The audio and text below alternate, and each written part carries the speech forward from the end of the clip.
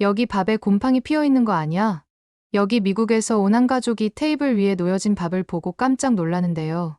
하지만 이내 이 가족들은 곰팡이가 피어 있는 이 밥을 먹고 심지어 맛있다는 얘기까지 하고 있네요. 대체 이들에게 무슨 일이 벌어진 건지 한번 알아보러 가실까요? 구독과 좋아요를 눌러주시면 영상 제작에 큰 힘이 됩니다. 안녕하세요. 저는 미국에서 태어났고 이름은 캐서린이에요. 오늘은 제가 한국어에 빠지게 된 이야기를 들려드리려고 해요.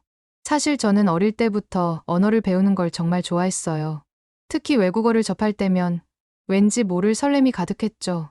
외국어를 배워서 직접 읊어보면 마치 그 나라 사람이 된 것 같아 기분이 묘해지더라고요. 처음엔 프랑스어, 스페인어 같은 언어들을 공부했어요. 그런데 우연히 한국어를 접하게 됐는데 이게 웬일인가요? 한국어 발음을 처음 들었을 때 저는 깜짝 놀라고 말았어요. 마치 노래를 듣는 것 같았거든요. 한국어 특유의 억양과 리듬이 너무나 매력적이었죠. 근데 더 놀라웠던 건 한글이에요. 동그랗고 귀여운 모양의 자음과 모음들을 보고 있자니 왠지 사랑스러운 느낌이 들더라고요. 글자한테 어떻게 사랑스러운 느낌이 들 수 있겠냐고 하시겠지만 제가 한국어를 잘 모르던 시절에는 한국어를 어떻게 알아본 줄 아세요? 이응이라는 글자로 알아봤어요. 문장에 동그라미가 들어가 있으면 이 글자가 한국어구나 하고 생각했죠.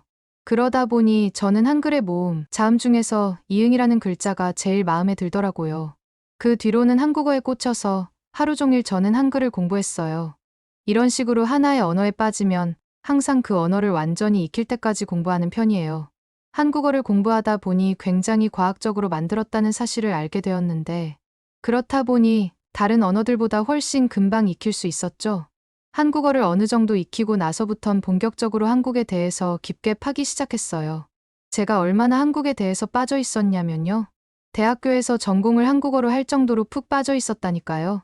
이런 제 선택을 보고 주변에서는 걱정이 많았어요.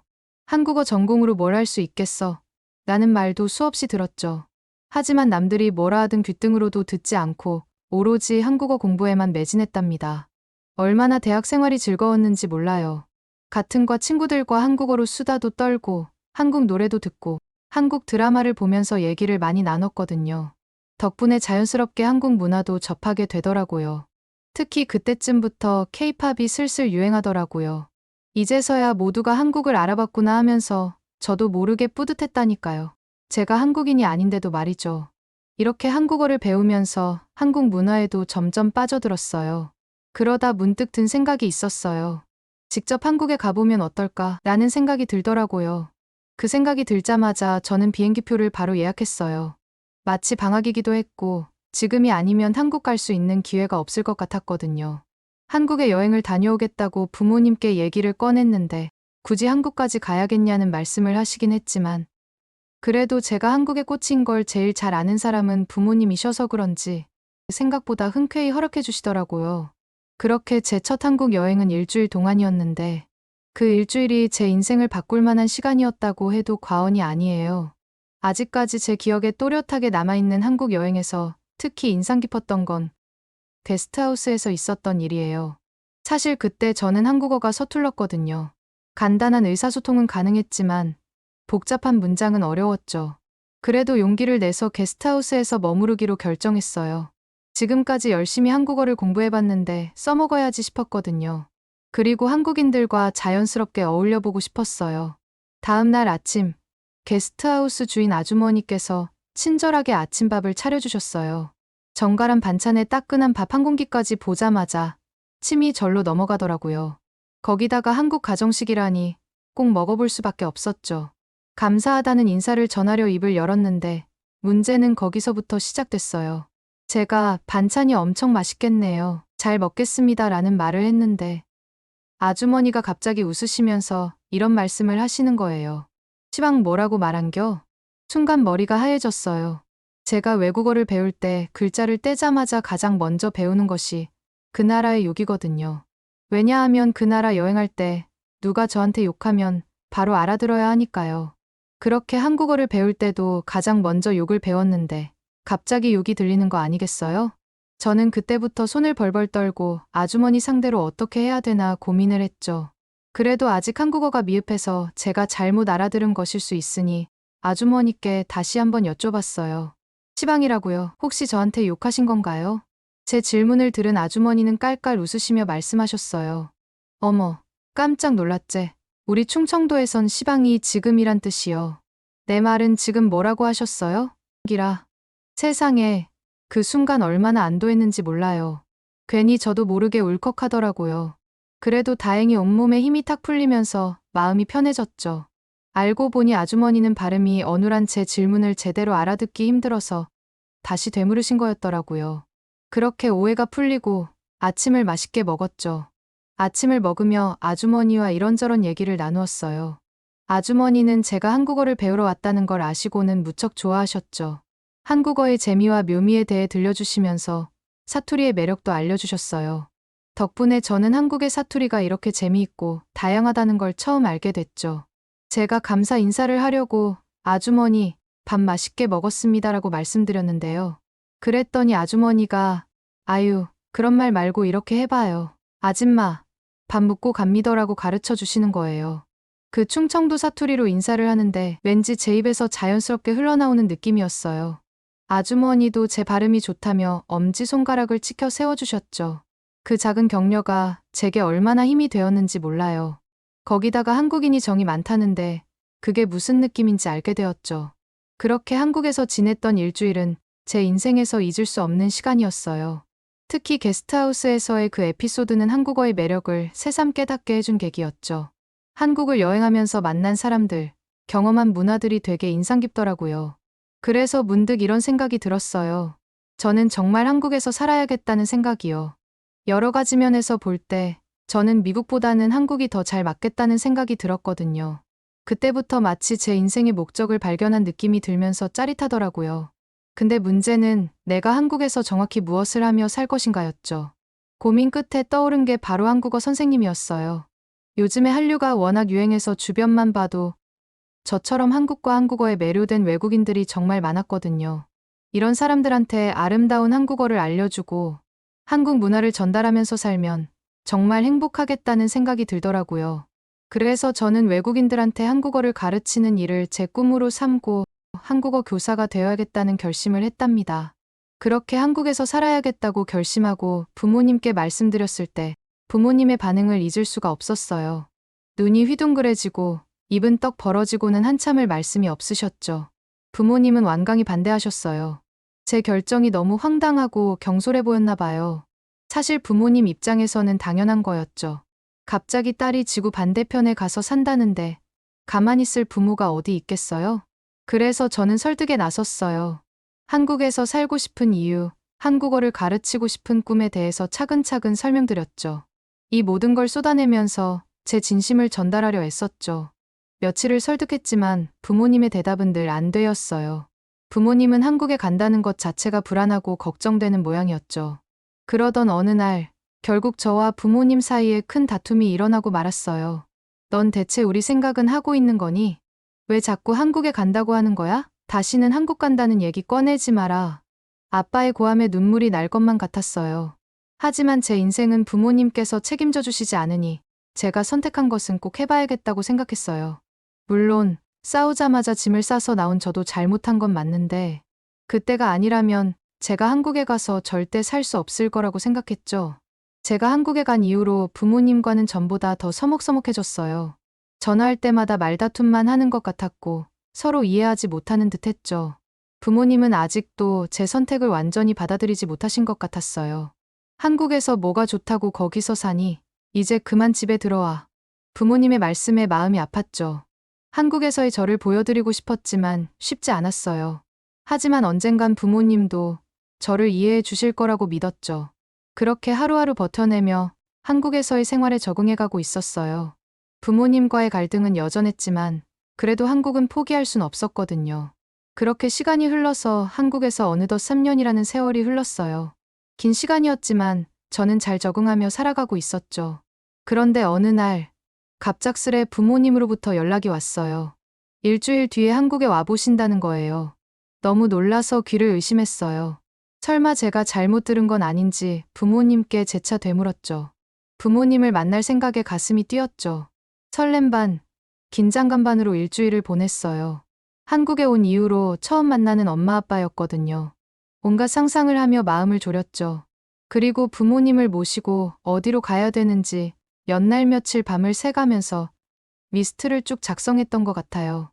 부모님과 만나기로 한 날 두근거리는 마음을 갖고 부모님을 맞이하러 갔어요. 오랜만에 뵌 부모님께선 허리를 퉁퉁 치면서 이렇게 먼 곳을 어떻게 왔다 갔다 하냐면서 잔소리를 하시더라고요. 숙소에 도착 후 가장 먼저 부모님을 모시고 갈 곳은 청계천이었어요. 사실 택시를 탈까 지하철을 탈까 굉장히 고민을 많이 했는데 결국에는 지하철을 타고 가기로 했죠. 아무래도 지하철역에서 청계천이 가깝기도 하고 미국에서의 지하철만 보셨을 부모님께 한국의 지하철을 자랑하고 싶었거든요. 그렇게 지하철로 모시고 갔는데 저희 아빠가 지하철역에 들어서자마자 깜짝 놀라시는 거 아니겠어요? 사람이 정말 엄청나게 많으니까 당황하셨나 봐요. 그러다가 갑자기 한 가지를 발견하고 더 놀라셨죠. 지하철역 안에 있는 기계를 보고 호기심이 생기셨는지 그 기계에 다가가서는 이것저것 만져보시더라고요. 저도 처음에 봤을 때 정말 신기했는데 아빠 엄마도 마찬가지셨나 봐요. 아빠가 되게 신기해하셨던 기계가 뭐냐면 인공지능 통역기였거든요. 저희 아빠가 영어로 말씀하시면 그 기계가 한국어로 완벽하게 통역을 해주는 거예요. 발음까지 정확하게 말이에요. 아빠는 그 기계가 신기한지 계속 말을 거시더라고요. 오죽하면 뒤에서 외국인들이 많이 기다려서 아빠를 끌고 갔다니까요. 아빠께선 재밌으셨는지 저를 보면서 너 없어도 이거만 있으면 어디든지 가겠는데? 하면서 웃으시더라고요. 아빠 말씀대로 지하철 이용이 처음인 외국인에게는 참 편리한 시스템인 것 같아요. 역시 한국의 기술력은 세계 최고 수준이라고 생각했죠. 아무튼 그렇게 신기한 것들을 구경하다 보니 어느새 목적지인 청계천에 도착했어요. 탈 때마다 느끼는 거지만 서울은 교통이 정말 잘 되어 있더라고요. 저도 처음 청계천에 왔을 때 서울 시내 한가운데에 엄청 잘 꾸며놓은 하천이 있어서 깜짝 놀랐었거든요. 그 기분은 엄마 아빠한테도 꼭 느끼게 해주고 싶었죠. 근데 청계천에 도착하자마자 우리 아빠의 눈이 휘둥그레지셨어요.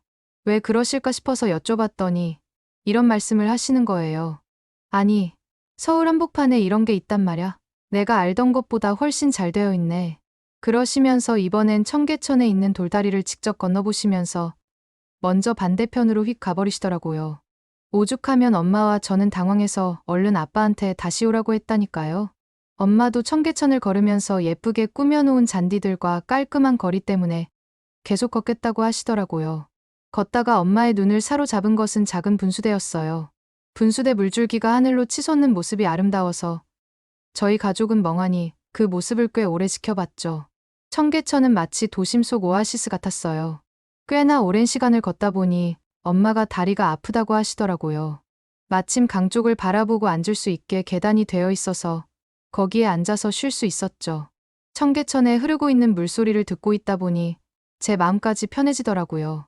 그러다가 주변을 둘러보니 정말 훈훈한 광경이 펼쳐지고 있었어요. 나이 지긋하신 노부부가 다정하게 손잡고 걷고 계셨고 아이들과 함께 나온 가족들은 행복한 웃음소리로 가득했죠. 연인들은 서로 눈을 마주보며 사랑을 속삭이고 있었고요. 그런 모습을 보는 게 좋으셨는지 엄마가 활짝 웃음을 보이시더라고요. 그 모습을 지켜보면서 너무 후회되더라고요. 조금만 더 설득해서 부모님을 한국에 진작 모시고 올 거리라고 하면서요. 그렇게 저 혼자 감동에 빠지고 있는 순간 할아버지 한 분이 저희한테 다가오셨어요. 저희를 보고 밝게 웃으시면서 한마디 하시는 거 아니겠어요? 웰컴 투 코리아. 아빠와 엄마는 그 말을 듣더니 밝게 웃으시더라고요. 저도 그렇게 밝게 웃으시는 아빠 엄마 모습을 처음 보는데 괜히 뭉클해지더라고요. 부모님께선 제게 감사합니다를 한국어로 물어본 뒤 그 할아버지께 한국어로 감사합니다라고 답하셨답니다. 그렇게 청계천에서 즐거운 시간을 보내고 나니 어느덧 해가 뉘엿뉘엿 넘어가고 있었어요. 그런데 저희 어머니께서 갑자기 출출해 하시는 거예요. 이제 배가 좀 고프네. 우리 밥 먹으러 갈까? 가족들 모두가 동의를 했죠. 부모님을 모시고 처음 간 식당은 한정식집이었어요. 부모님께 한식은 꼭 먹여드리고 싶었거든요. 저도 이렇게까지 좋아하니 부모님께서도 마음에 들 거라고 생각했죠. 자리에 앉자마자 저는 기다렸다는 듯이 메뉴판을 뒤적거렸어요. 저는 기쁜 마음으로 가장 비싼 한정식을 3인분 시켰답니다. 조금 기다리니 직원분께서는 아주 많은 반찬들을 테이블에 놓아주셨어요. 아빠가 그걸 보더니 입을 떡 벌리시더니 놀래시더라고요. 너무 많이 돈을 쓴 거 아니냐면서 말이에요. 저는 웃으면서 이렇게 시켜도 미국에 있는 비싼 레스토랑 가서 밥을 먹는 것보다 훨씬 싸다고 말씀드렸죠. 마지막 밥까지 나왔는데 엄마가 계속 밥을 뚫어져라 쳐다보는 거예요. 그러고선 저한테 심각한 목소리로 귓속말로 한마디 하시는 게 아니겠어요? 예. 혹시 저기 밥에 곰팡이가 핀 건 아니지? 밥이 시꺼멓잖아. 순간 저는 푹 하고 웃음이 터져버렸죠. 흥미밥을 보면서 심각하게 걱정하시는 엄마의 모습이 너무 귀여우셨거든요. 그래서 저는 엄마에게 설명해 드리기 시작했어요. 아니에요. 엄마, 저건 곰팡이 아니라 흑미예요. 검은 쌀이죠. 몸에 엄청 좋대요. 한번 드셔보세요. 엄마는 밥을 한 입 드시더니 은은한 달달함과 톡톡 터지는 흑미가 매력이 있다고 반찬도 안 드시고 계속 밥만 드시더라고요. 다른 반찬을 드셔보라고 말씀드리니 간장게장을 잡으시는 게 아니겠어요? 엄마는 간장게장을 한 입 드시더니 어떻게 젤리 같은 게 입안에서 톡톡 터질 수 있냐면서 계속 드시더라고요. 짭짤하면서 달달한 게 엄마의 밥도둑이었나 봐요. 그렇게 한정식집에서 나오는데 부모님의 얼굴에 흐뭇한 미소가 가득하신 거 있죠? 저희 엄마는 계속 맛있었던 요리와 반찬들의 이름을 외우려고 노력하시더라고요. 근데 특히 부모님이 감동받으신 게 뭔지 아세요? 바로 상차림이 너무 예쁘다는 거예요. 그릇마다 음식들이 엄청 정성스럽게 담겨 있고 생긴 것도 되게 조화롭다 보니 이런 부분에 부모님이 반하셨더라고요. 한식의 맛도 맛이지만 그 정갈함까지 부모님 마음을 사로잡았나 봐요. 김치찌개 드실 때 그 얼큰한 맛, 불고기 드실 때 달콤한 풍미, 잡채 드실 때 쫄깃함까지 부모님이 다양한 음식을 맛보시면서 엄지척 날리시는 걸 보니 제가 다 기분이 좋더라고요. 한국 음식 처음 접해보시는 부모님들이 이렇게까지 좋아하실 줄은 몰랐어요. 아빠가 한국 음식이 내가 생각한 것보다 훨씬 맛있는데 우리 딸이 왜 한국 음식에 빠졌는지 알 것 같아 라고 하시는데 그 말씀 듣고 제가 왜 이렇게 뿌듯한지 모르겠더라고요. 제가 그렇게 사랑하는 한국 음식을 부모님도 인정해 주시니까 너무 기뻤죠. 앞으로 부모님 모시고 맛있는 한식당 더 자주 다녀야겠다고 생각했답니다. 그렇게 식사하고 우리가 간 곳이 어디냐면 바로 제가 사는 아파트예요. 부모님한테 제가 사는 아파트를 보여드리고 싶었거든요. 사실 그동안 영상통화로도 잘 못 보여드렸는데 이렇게 직접 오시니까 떨리더라고요. 현관 들어서자마자 아빠가 엄청 감탄하셨어요.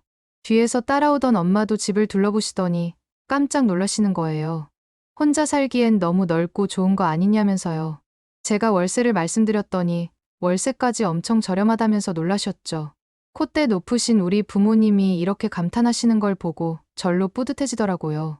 게다가 주변에 편의시설도 잘 갖춰져 있다고 말씀드렸더니 오히려 부모님이 더 만족해 하시는 거 있죠.